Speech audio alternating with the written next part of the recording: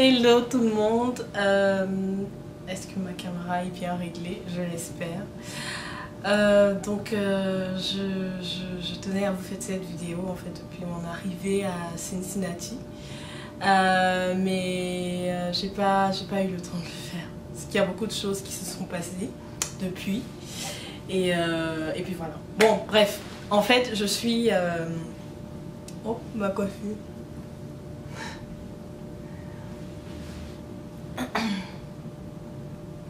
Bon, en fait, je suis à Cincinnati depuis bientôt une semaine pour une mission d'audit d'une filière de la boîte pour laquelle je travaille. C'est une filière de société de gestion d'actifs. Et donc, je suis en mission avec une équipe de 3 autres collègues. Et nous devons passer un mois à Cincinnati, c'est dans l'Ohio aux États-Unis. Et j'aurais aimé partager cette aventure avec vous parce que je sais que ça pourrait intéresser pas mal de personnes. Alors, déjà mon voyage. Normalement, la règle de l'entreprise, c'est que pour ce type de voyage, les vols directs, c'est 8 heures. Et nous, on a pris la compagnie en business class. C'était la première fois que je voyageais en business class. Mais j'ai pas du tout apprécié en fait. Enfin, je sais pas si c'était parce que c'était la compagnie. Si ça avait été Air France, je pense que ça aurait été différent et nettement mieux. Mais vraiment, j'ai pas vu de différence avec la classe économique. Juste pour moi, la seule différence, c'est le fait qu'on puisse s'allonger, quoi, et tant de sièges. Mais pour moi, c'était vraiment la seule différence. La bouffe était pas terrible. La sélection des films, nul. Mais genre, j'ai jamais vu ça. Moi qui prends toujours classe éco, j'ai jamais vu des films aussi. Genre, il y avait encore The Bodyguard.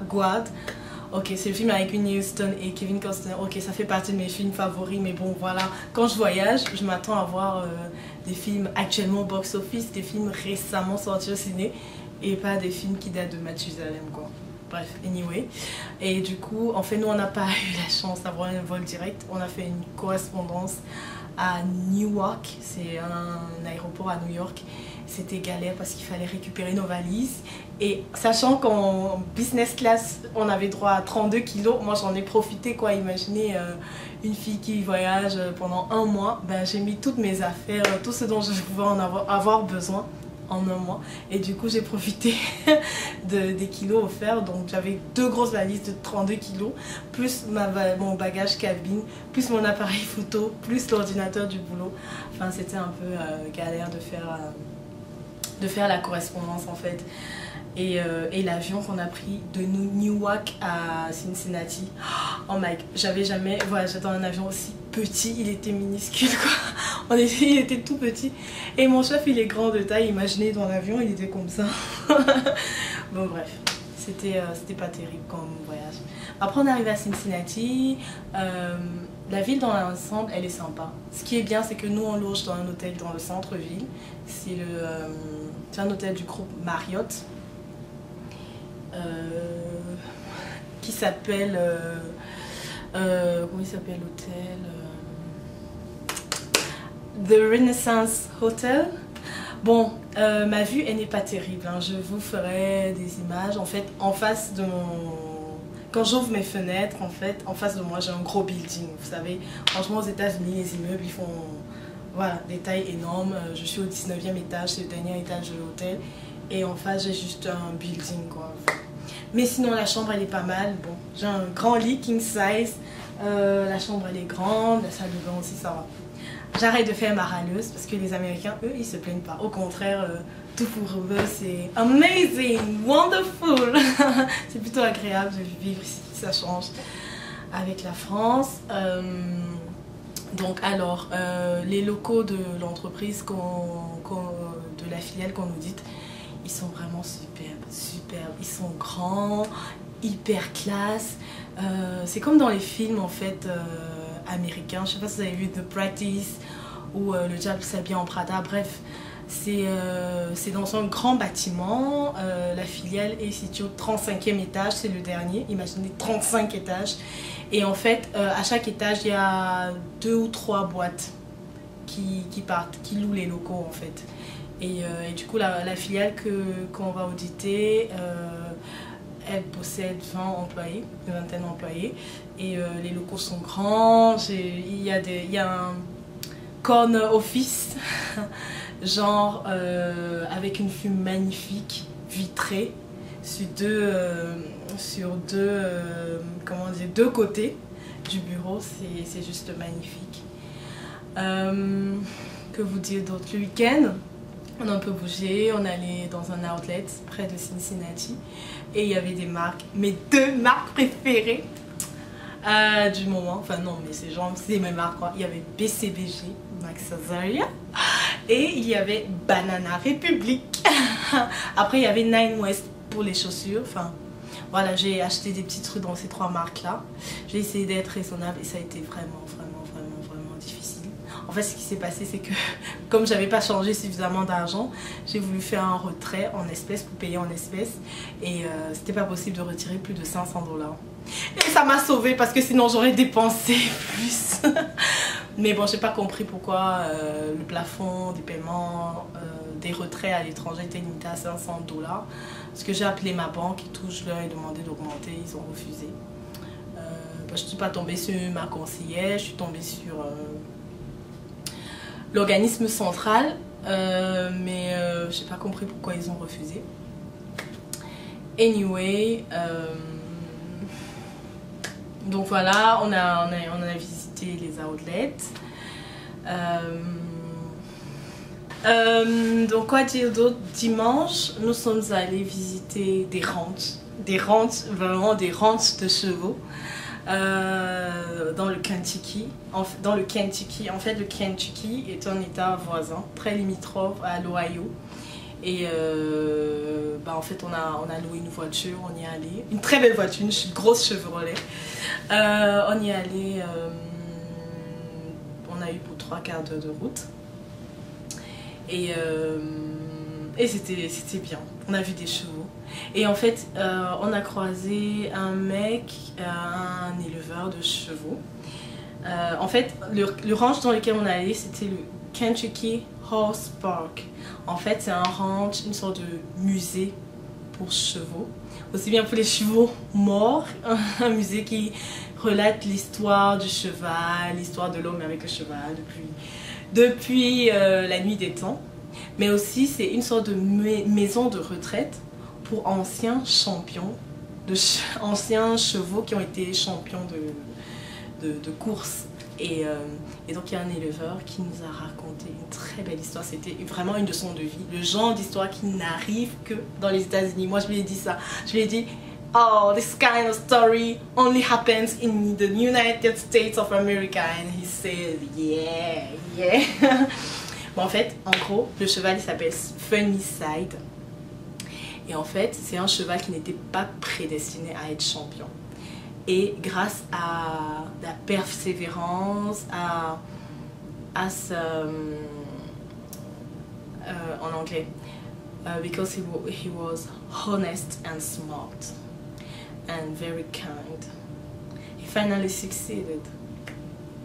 Donc ce qui s'est passé, en général, les chevaux qu'on voit pendant les courses, c'est des chevaux qui sont entraînés depuis leur naissance et qui sont même prédestinés avant leur naissance à être champions, parce que en général on accouple un cheval mâle champion avec une jument championne, on les accouple et du coup on sait que en fait leur bébé cheval, bref les poneys et tout, ils seront des futurs champions. Et donc lui par contre, le Funny Side, si vous cherchez sur internet en fait, lui il n'était pas né de parents champions en fait. Et en plus, quand il est né, il avait un problème au niveau de ses bourses. Enfin, bref, on l'a castré parce que ses bourses ne se développaient pas telles qu'elles devaient, en fait. Bref, et donc ce qui s'est passé, oui, il y a eu le déclic, c'est que il y a des anciens teachers, des anciens professeurs qui pendant leur retraite se sont dit mais qu'est-ce qu'on va faire, comment on va occuper nos journées pendant nos retraites? Ah ben tiens, on aime bien aller regarder des courses de chevaux, mais ça coûte cher. Comment faire pour y aller sans payer trop d'argent?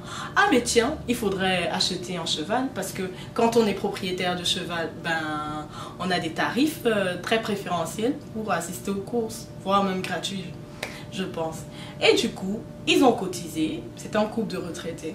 Ils ont cotisé. Ils ont eu 10 000 dollars. Ils sont allés voir les éleveurs de chevaux. Ils ont dit voilà, on a 10 000 dollars, on voudra un cheval. Par contre, il y a eu une petite négociation, il fallait 20 000. Donc ils sont allés, ils ont demandé à gauche, à droite, à leurs anciens collègues, etc. On a besoin de 10 000 dollars supplémentaires. Et hop, ils ont obtenu 20 000. Ils ont acheté Funnyside. C'était le moins cher des chevaux.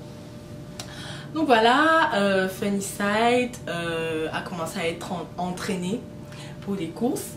Personne ne croyait en lui. Il n'y avait que son entraîneur qui petit à petit, en observant ses performances, s'est dit mais celui-là, il a de la réserve, il est persévérant, etc. Et finalement, quand il a fait sa première course, il a gagné. Et tout le monde était étonné, mais c'est qui dans ce cheval, etc. D'où il sort, machin, blablabla. Donc voilà, la première course, il a gagné. Par contre, après, hop, il a encore un accident. Imaginez. Hop, il souffre et tout pour se rétablir et tout. Les gens disent, ah mais non, là c'est mort et tout, machin, etc.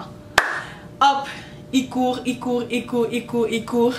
Et finalement, il gagne. Donc en fait, bon bref, c'est une leçon de vie pour dire que même si on n'est pas prédestiné à certaines choses dans la vie, ben, à force de persévérance et d'honnêteté, on peut y arriver. L'éleveur de cheval nous a pris l'exemple de quelqu'un d'autre qui, en fait, pour gagner ses courses, pour prouver qu'il était vraiment smart, c'est qu'en fait, il courait, il n'était pas le plus rapide. Mais en fait, il essayait de ne pas être trop distancé par les champions. Pendant la course, il court toujours, il ne se laisse pas trop dévancer. Et juste vers la fin, en fait, il s'allonge. Parce que les chevaux ont une technique, en fait, s'ils s'allongent comme ça, s'ils s'allongent, en fait, juste à la ligne d'arrivée, en fait, si leurs pattes dépassent les pattes des autres chevaux, ben c'est eux les gagnants, en fait. Et c'est pour ça qu'on dit qu'il était smart, ce cheval-là. Bref, il y a eu plein d'histoires comme ça. C'était touchant, c'était vraiment touchant. Là, j'ai pas tous les détails, mais vraiment quand le monsieur nous racontait ça, nous on était comme ça. Wow, it only happens in America. Bref, c'était pas mal. Qu'est-ce qu'on a fait d'autre? On a Lexington. Bon voilà. C'était plutôt un très bon premier week-end dans l'Ohio.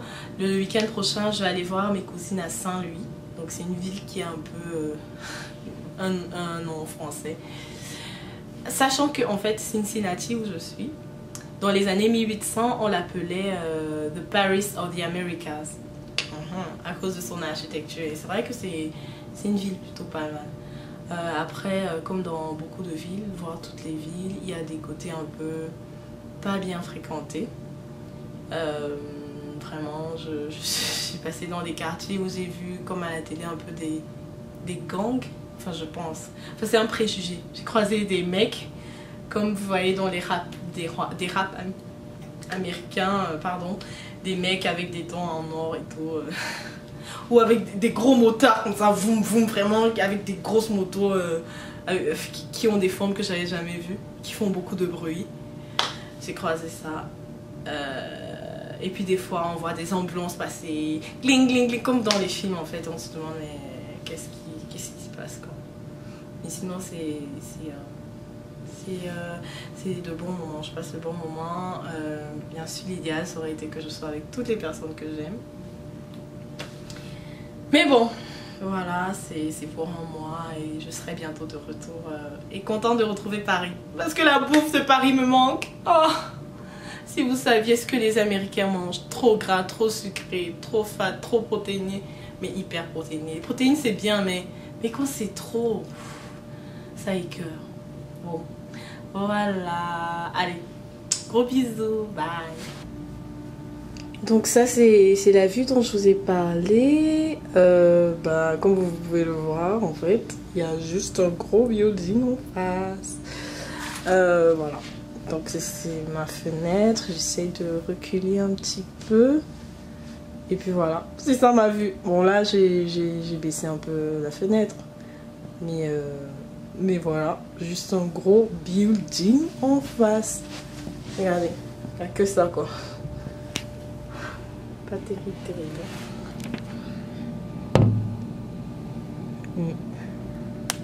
Bon, Mais sinon ça va, la chambre est pas mal. Hello, alors j'ai décidé de changer d'hôtel. Enfin, tous les membres de mon équipe en fait ont décidé de changer d'hôtel à Cincinnati parce que au Renaissance en fait on n'avait pas le droit de commander de la bouffe vers 3-4 heures. Or j'ai 2 personnes dans mon équipe en fait qui font le ramadan, donc c'était pas, ça leur convenait pas, et en plus le pressing a un peu abîmé des vêtements d'une autre collègue. Donc voilà, on est passé du Renaissance au Westin. Et là, je suis dans le couloir qui mène à ma chambre. Et en fait, je préfère vraiment, finalement, je préfère vraiment le décor de cet hôtel. Donc, c'est parti. Je vous montre à quoi il ressemble. Donc voilà l'entrée. Alors, j'ai déjà un peu pris possession des lieux, comme vous pouvez le voir. Donc ça, c'est une petite penderie. Hop. Voilà, donc là c'est l'entrée, avec une table, petit meuble, bon j'ai rangé mes chaussures là, un tableau, on va terminer par la salle de bain, d'accord? Je vous montre d'abord la chambre et je la trouve vraiment très belle, j'aime bien, elle est grande, épurée, meublée avec le strict minimum. Grand écran de télé plutôt large, et regardez, ils m'ont fait une petite surprise en fait. Voilà, petite surprise, machine à café pour chauffer de l'eau aussi parce que moi je suis plutôt thé, un petit meuble, une table en fait, 2 poubelles, ils font le recyclage.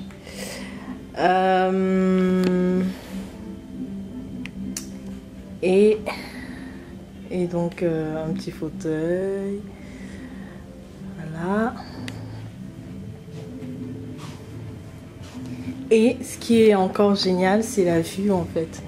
C'est la vue. Donc la vue, on a vu sur la fontaine en fait. C'est de Fountain View. Et aujourd'hui il y a un spectacle. Je ne sais pas si vous entendez, mais il y a beaucoup d'animation dehors. Et donc c'est ça la fontaine en fait. J'espère que vous allez bien la voir. Et il y a pas mal de gens autour. PNG en fait, ok. Et donc voilà, donc je suis au 13e étage et j'ai une super belle vue. Ça change par rapport au premier hôtel de Renaissance. Et je sais pas si vous apercevez là-bas pour les Fashion Victimes. Ah, vous reconnaissez ou pas? Ah, voilà, c'est Macy's en fait. Et donc voilà pour la vue. C'est génial, c'est génial. Puis c'est tout. Donc voilà la chambre. Peut-être sous un autre angle. En fait, ce que ça donne. Moi, je la trouve belle. Alors je vous montre la salle de bain.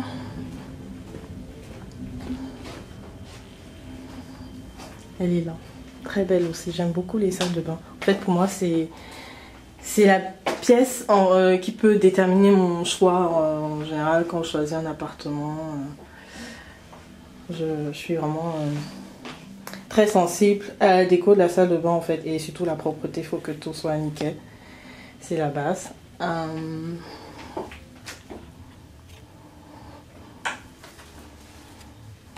Donc avec un petit peignoir, des choix de serviettes. Ah, du coup vous voyez comment je suis habillée aujourd'hui. Et puis voilà. Bon, alors on va essayer de changer d'angle, si c'est possible.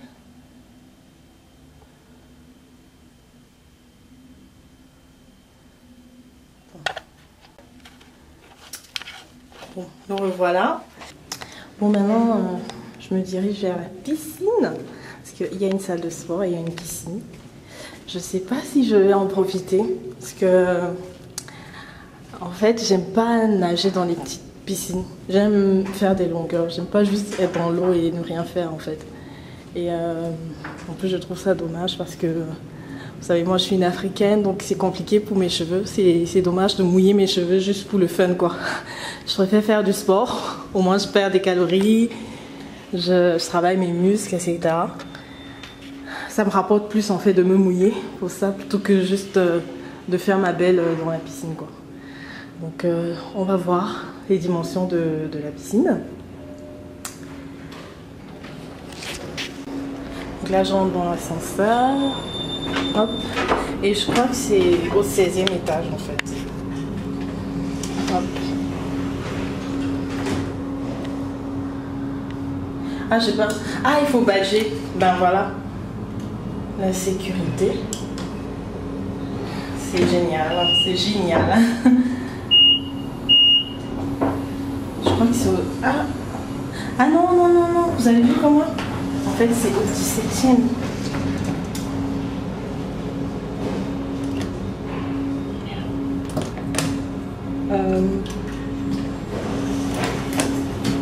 Voilà. 17e. Ah, pardon, je ne vous ai pas montré comment je faisais. Donc c'est là au 17e. C'est où les femmes. Hello.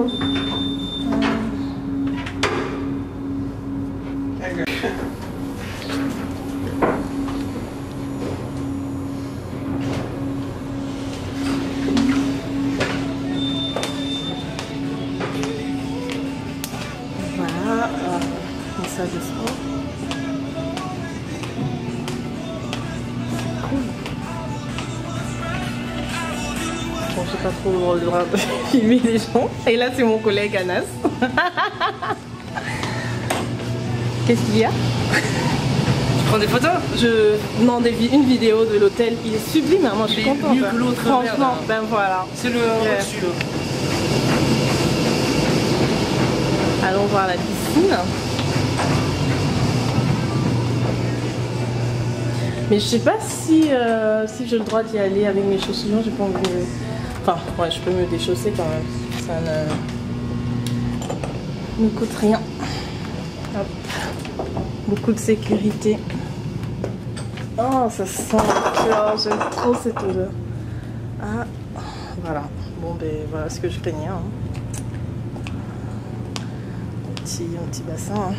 Un petit rikiki bassin. Ouais, la piscine, donc pas moyen de faire une longueur quoi. Je sais pas. Est-ce que je peux faire une longueur là? Ça sent bon, ça sent le chlore quand même. Bon, à voir. La vue magnifique. Donc voilà la piscine. Dans le site, sur le site, ils ont fait un truc un peu comme ça. Du coup, on avait l'impression qu'elle était super grande. Mais en fait, non.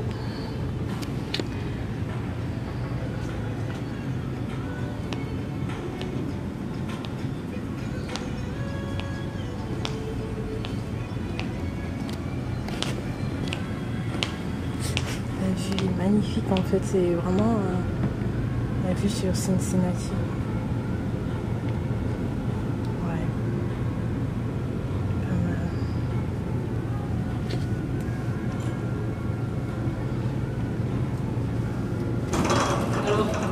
Yeah.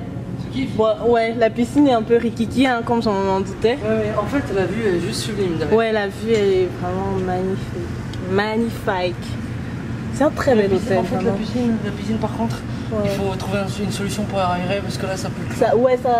Ouais. Non. Et c'est chaud, ça chauffe ici, hein.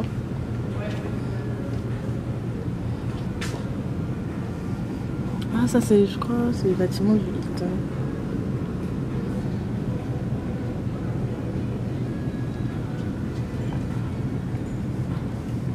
Cincinnati.